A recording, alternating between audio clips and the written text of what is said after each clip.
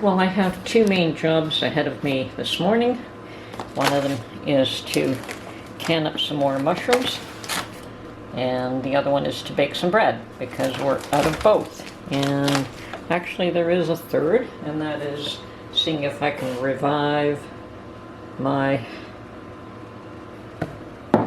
sourdough starter. I have not made sourdough bread in a long time, and I ignored it, and I may have killed it. It's got one feeding this morning, and we'll just leave it out and feed it a couple of times and see if we can make it recover. If not, if it's dead, I'll have to start from scratch all over again. Okay, first thing I'm going to do is wash all these mushrooms. And I bought one large package of brown and one large package of white. And there is a mixture. I would have preferred all small button mushrooms, but these were definitely a good price in this large size. So I'll just cut them down to size. Now they will require a couple of washes before we can get all the dirt off. So, do a quick wash here, a quick rinse, drain the water out, and do this a couple of times. And then we will wash each one of them individually as well. Okay.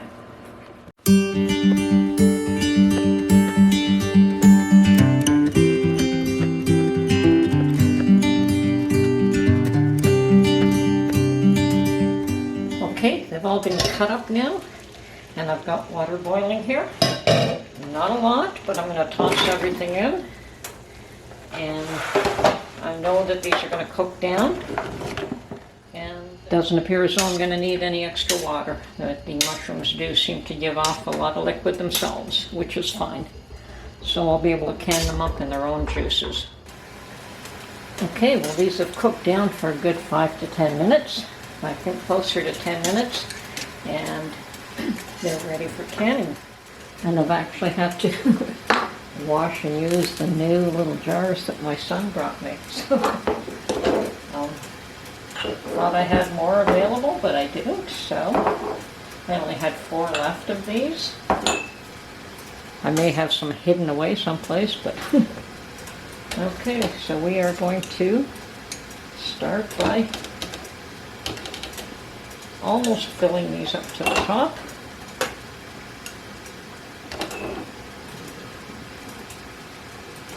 And we're going to add the juice from the boiling mushrooms after we've filled up the jars with mushrooms.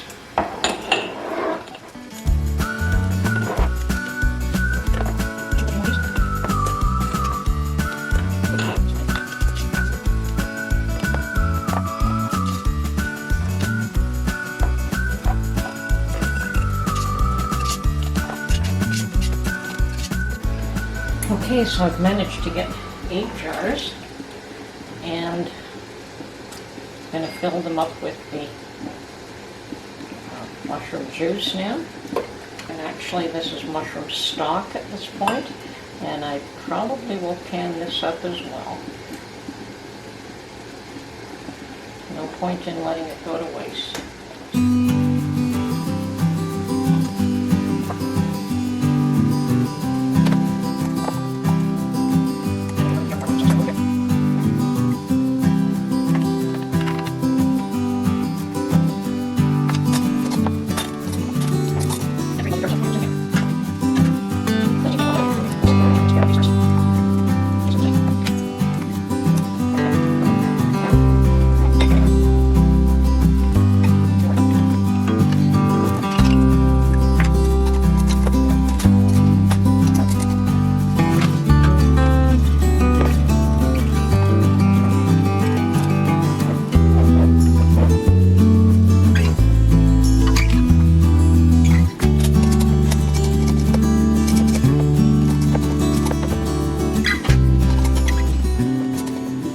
Of the vinegar in the canner, and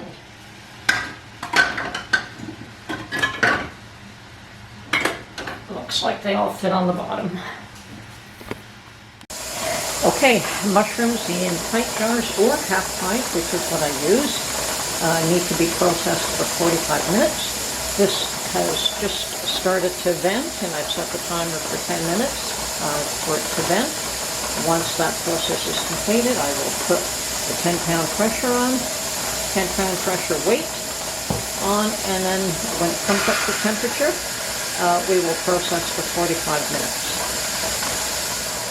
Okay, well now that my mushrooms are in the pressure canner and bubbling away,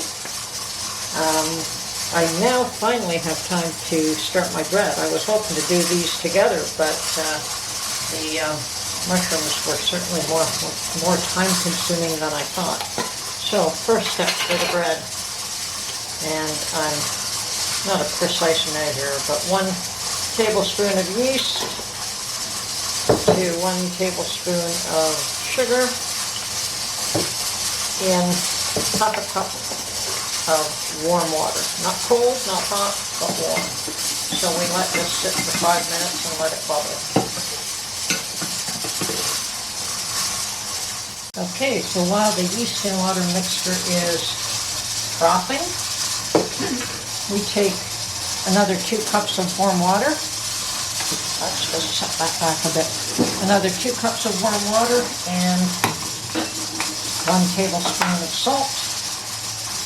And Mark likes it a little saltier than that. So I'm just going to add a tiny bit more. And I used to just toss it all in the mixer, but now I'm just going to mix it in this water first. Okay. So we'll pour that in the mixer.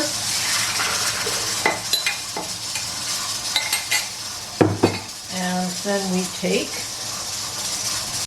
to start off with, 3½ cups of flour and mix it in. Now,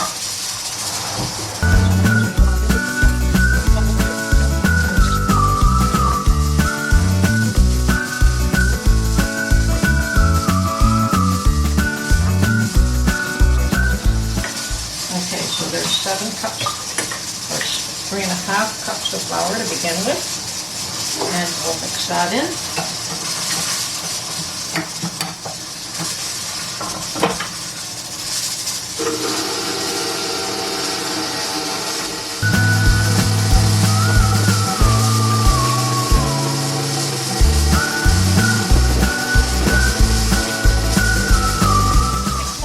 That's fairly well mixed up. Okay, and we want to add 1 more cup of flour right now.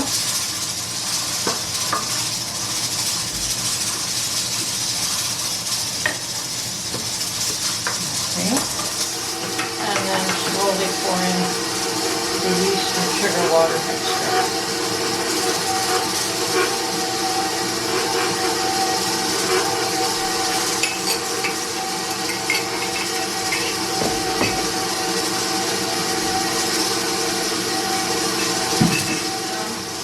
And now we want to add the last 2½ cups of flour.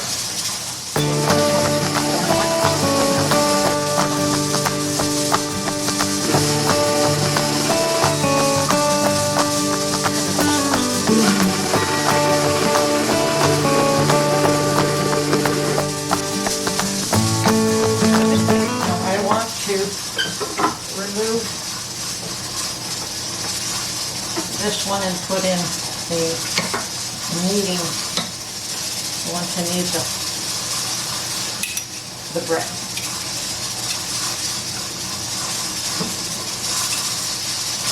I'm not my grandmother. I don't have her strength to do this by hand. Okay.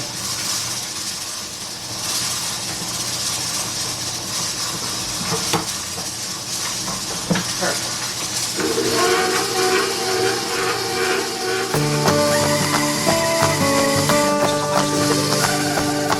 After 5 minutes have passed, I add in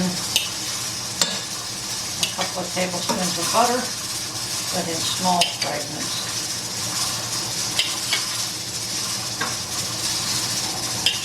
And the dough may come apart, but it'll come back together again.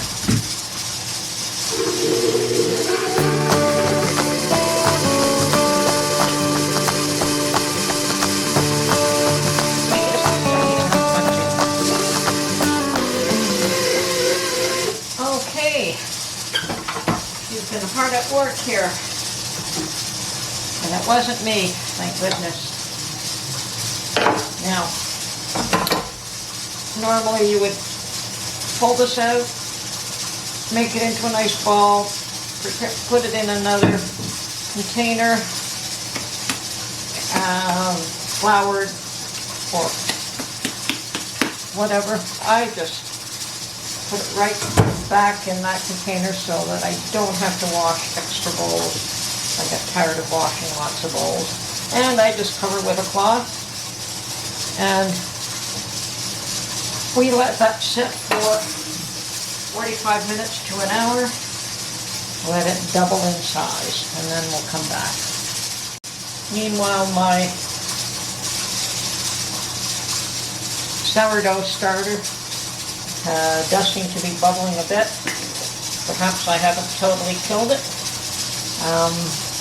Gonna have to feed this baby about 3 or 4 times. Like I said, there are a couple of little bubbles in there, but that's nowhere near what it should be. So it will not be going in the fridge at all. Normally that's what I do, is feed it and put it in the fridge so that I don't have to feed it for another week. But this poor thing has been abandoned and forgotten because I have not been making sourdough bread, but I think I want to, so I'm going to develop this again. But as I said, it probably will take about a good 3 or 4 feedings at least to get it nice. At least 2 to 3. But because I've been so negligent, I'm going to take care of it. All right, looks like it isn't dead yet. I'm glad to see that.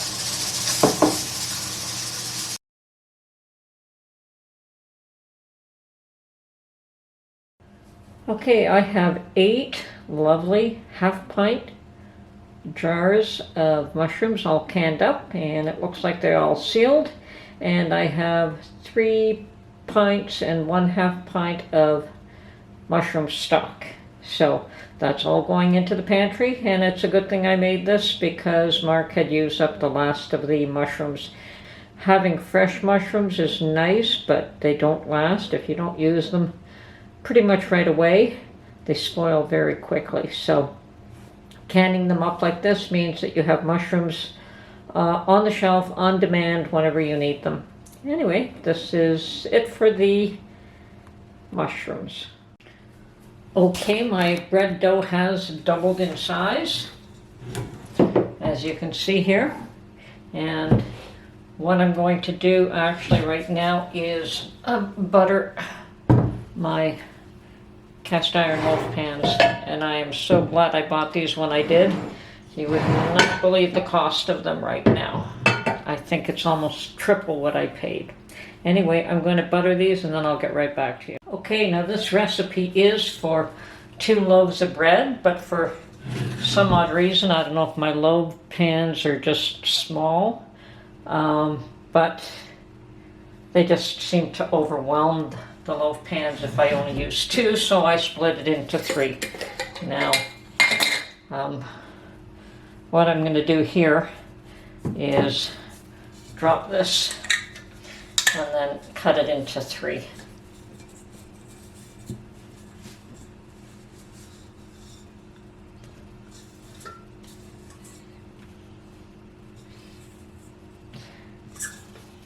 And I do weigh this out to try and make them all the same size.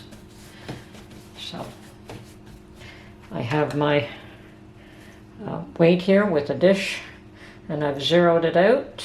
Okay, so they don't have to be exact, but they have to be approximately the same size for me. That's just the way I think. Okay.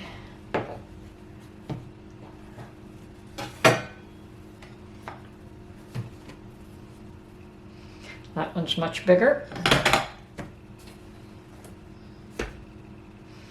And the first one is much smaller. So that's almost 600 grams.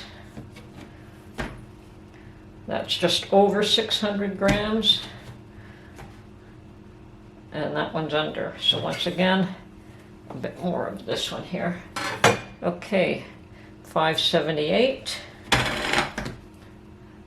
580,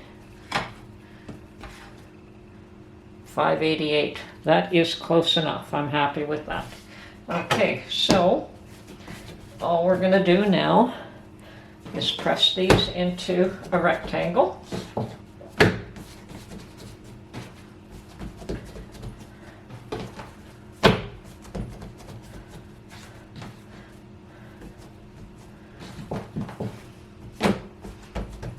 And then we're going to just roll it up.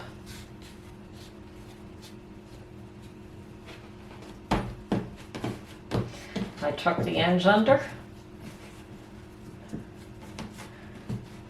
and tuck it in my loaf pan. Easy.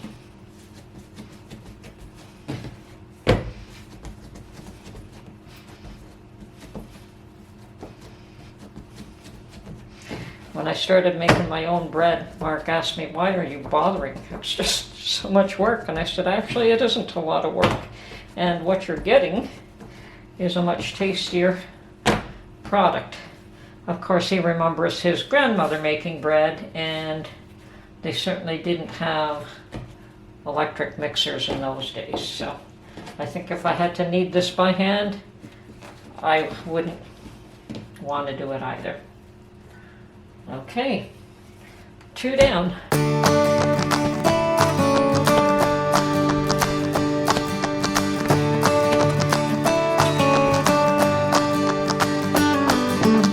Okay, we also leave these, once again, we leave them for an hour or so, long enough to double and fill the pans again. So once again, all I do is cover them up and leave them sit alone until they're ready. I'd say it'll take at least an hour, and perhaps a bit long depending on how much I want them to rise.